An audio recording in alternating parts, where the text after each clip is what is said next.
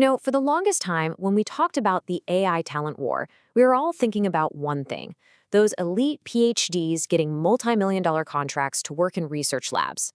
But there's a new battle brewing. It's a lot quieter, and it's not happening in the lab, it's happening in the corner office. And believe me, it is shaking the software industry to its core.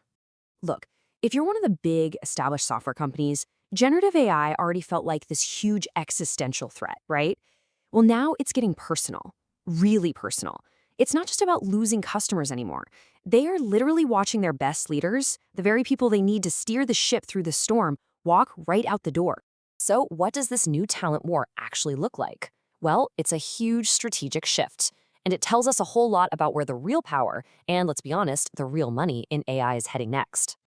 Up until pretty recently, the playbook for winning the AI talent war was super simple. Hire the smartest researchers you can find.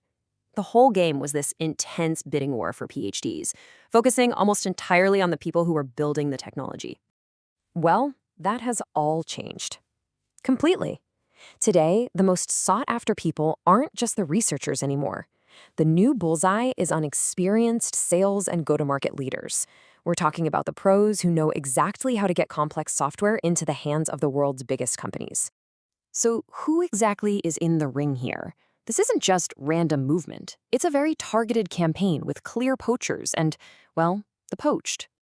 On one side, you've got the old guard, the established titans of software like Salesforce, Snowflake, and Datadog. These are the companies getting raided. And on the other side, you have the new guard, AI powerhouses like OpenAI and Anthropic. They're the ones doing the poaching, and they're coming in armed with massive funding and truly revolutionary tech. And we're not talking about small moves here. These are happening at the very highest levels.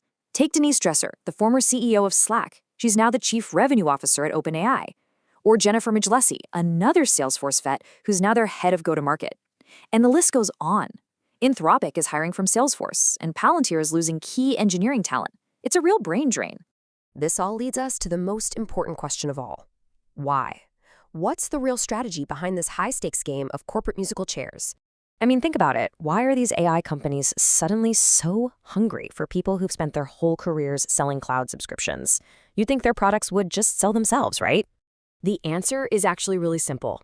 The enterprise market.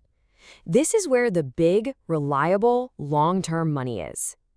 If you can get huge corporations to build your AI tools into their core operations, they become incredibly sticky customers. They're not going anywhere. That's the real prize. That's the gold rush. And you can see OpenAI's ambition really clearly just by looking at their numbers. Their CFO said that back in January, enterprise customers made up about 40% of their business. The goal? To get that up to 50% by the end of the year. To hit a target like that, you absolutely need people who have deep corporate relationships, and that is exactly who they are hiring. It's not just about salespeople either.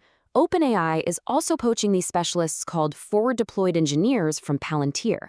Now, these are the elite folks who go on-site with clients and deeply integrate technology into their business.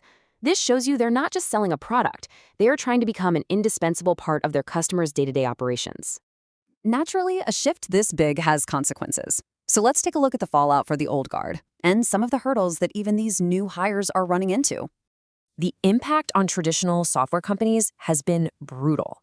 Just look at the main exchange-traded fund that tracks the sector.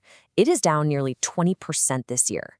Investors are clearly worried that AI is going to completely upend the cloud subscription model, and this talent drain is just adding fuel to that fire. From the perspective of the people making the jump, the appeal is pretty obvious. Like Jennifer Midglessie said when she left Salesforce, it's about a genuine belief in the product. For a lot of these top performers, this is their chance to get in on the ground floor of the next massive wave in technology. But the transition isn't always smooth sailing.